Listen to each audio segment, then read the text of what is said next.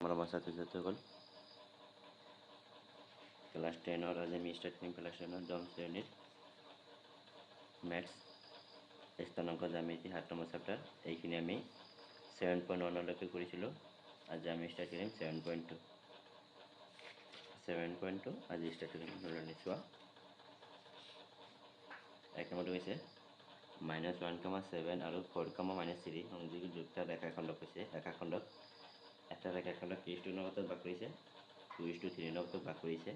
দিছে বিন্দুটো নিৰ্ণয় কৰা 7.1 7.2 ন 7.2 এক নম্বৰটো চাবা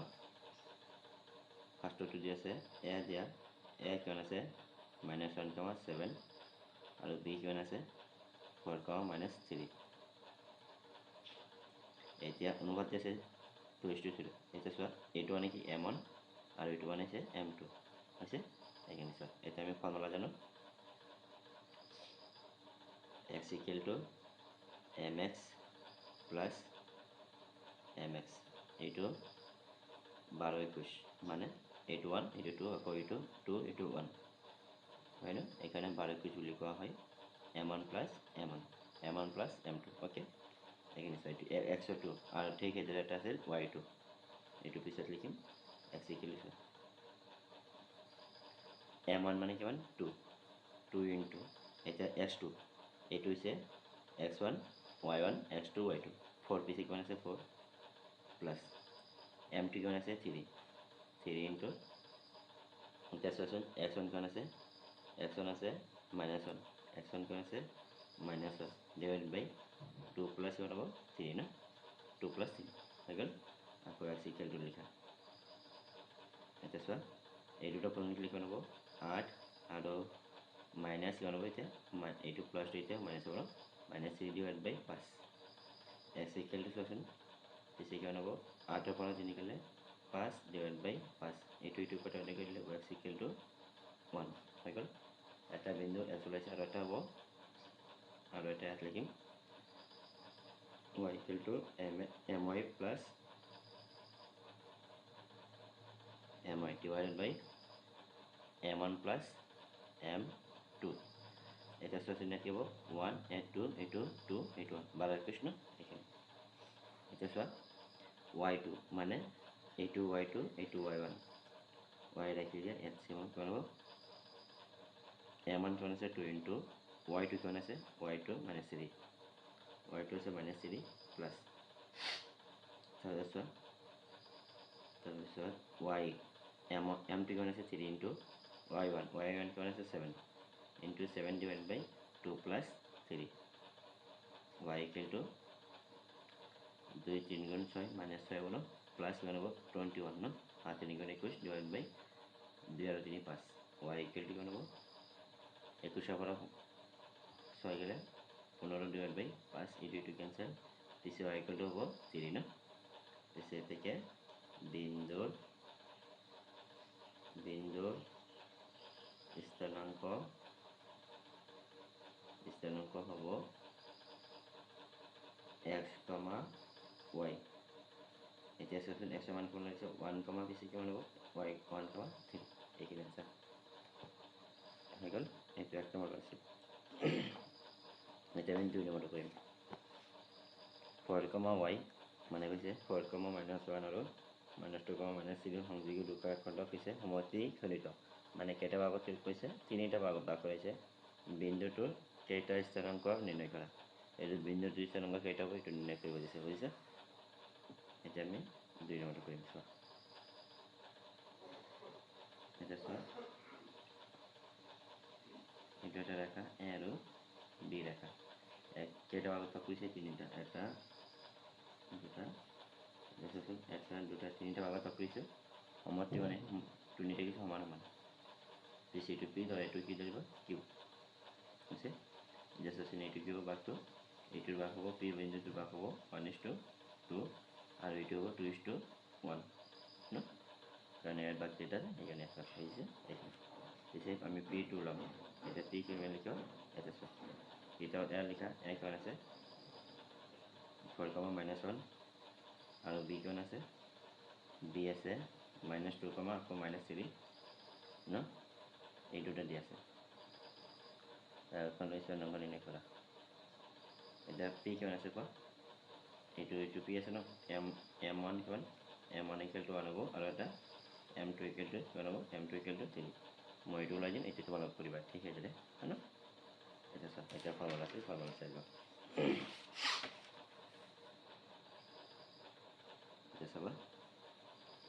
x = কি আছিল mx plus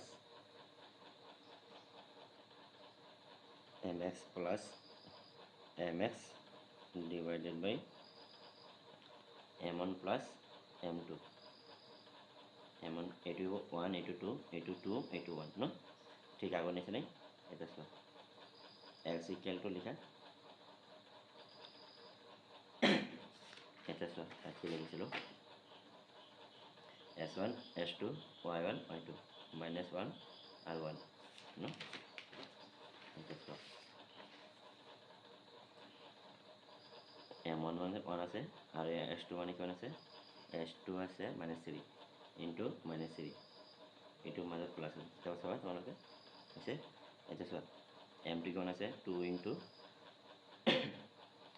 কিমান হ'ব y1 আকৌ কি আছে এইটো x1 কিমান আছে 4 ন 4 তলত 1 প্লাছ কিমান হ'ব 2 m1 এইটো 2 অ'কে এইটো চোৱা এইটোৰ লগত এইটো পূৰণ কৰিলে কিমান হ'ব -3 প্লাছ কিমান হ'ব 8 ডিভাইড বাই 3 ন এতিয়া চোৱা এইটোৰ পৰা এইটো বাদ দিলে কিমান থাকে 5/3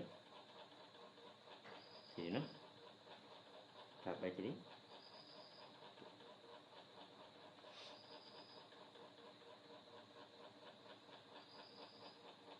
চোৱা আছে এইখিনি এক্সিডেণ্ট হ'বচোন আমি ক'ব পাৰিছোঁ এইটো বলিছিল ন এইটো 2 আছিল এইটো 2 আছিল এইটো কিউ 2 পিছে এইটোৰ পৰা বাদ দিলে কিমান থাকে 6 এইটোৰ ভিতৰত x = কিমান হ'ব 2 বাৰ আমি মানে লং কৰিছিলোঁ লিখোঁতে এইটো 6 হে এইটো 6 কটাওতে কৰিলে 2 হ'ল এতিয়া আকৌ কি কৰিম y মানটো ল'ম y = আছিল my প্লাছ আকৌ my এইটো 1 এইটো 2 এইটো 2 এইটো 1 divided by m1 plus m2 বুজিছা এতিয়া y = লিখা এইটো এইখিনি আকৌ এতিয়া m1 কিমান আছে 1 এতিয়া y2 কিমান আছে y2 -3 আছে y2 -3 প্লাছ এতিয়া m2 কিমান আছে m2 আছে 2 ইনটু ন m2 ইনটু এতিয়া চোৱাচোন এইটো কিমান আছে -1 হৈ গ'ল এতিয়া y = এইটো কি হ'ব 1 প্লাছ 2 এতিয়া আকৌ চোৱা 1 3 গুণ কিমান হ'ব -3 এইটো মাইনাছ ইমান কিটো হ'ব -2 ন ডিভাইড বাই 3 এতিয়া y = কিমান হ'ব -5/3 এইখিনি আনচাৰ এইটো ওলাব পি বিন্দুৰ স্থানাংক কিমান হ'ব 2, -5/3 আৰু বাকীটো তোমালোকে হোমৱৰ্ক কৰিবা ঠিক আছে এতিয়া চোৱা 3 নম্বৰটো চোৱা 3 নম্বৰটো পৰীক্ষাত নালাগে এতিয়া 4 নম্বৰটো চোৱা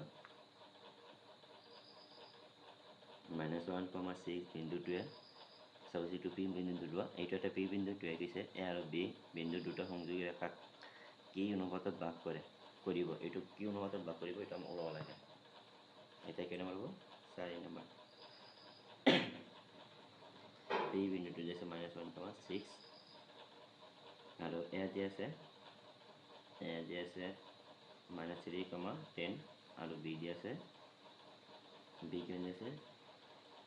বি দি আছে 6,-8 এতিয়া চোৱা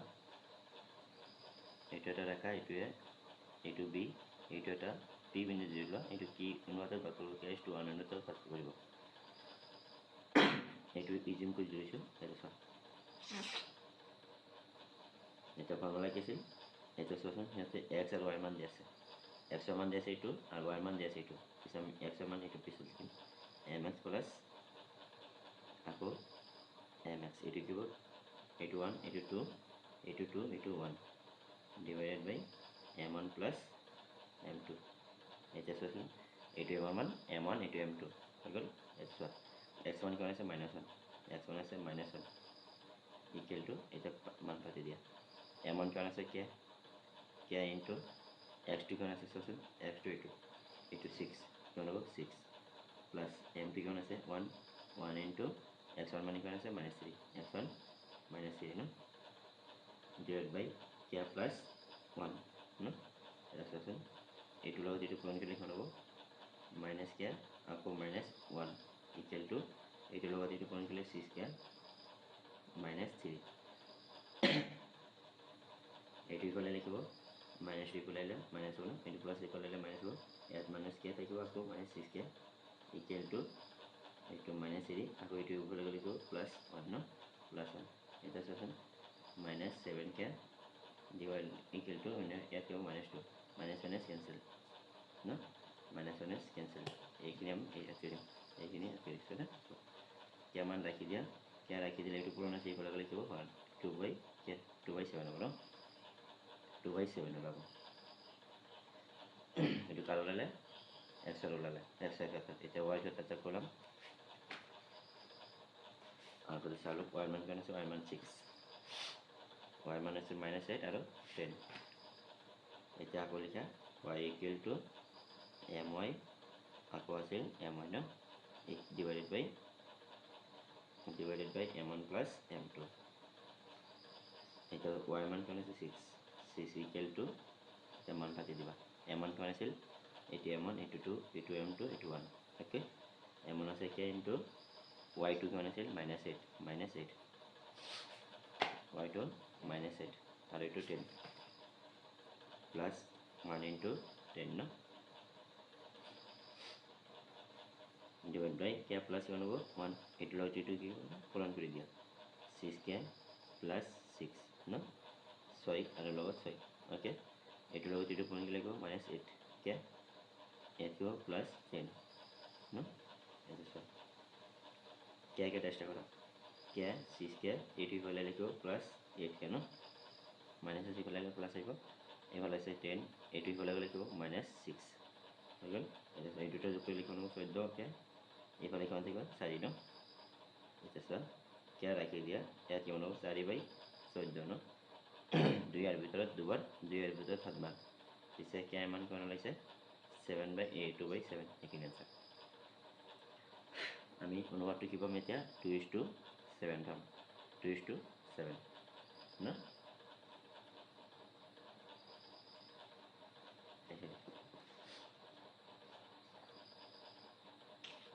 আৰু ৰেজিষ্টাৰ নম্বৰটো কিমান হ'ব ৰেজিষ্টাৰ নম্বৰটো হ'ব 2/7, 1 এইটো আছিল ন এতিয়া আমি কেই নম্বৰটো কৰিম 5 নম্বৰটো 5 নম্বৰটো আৰু 4 আৰু 5 চেম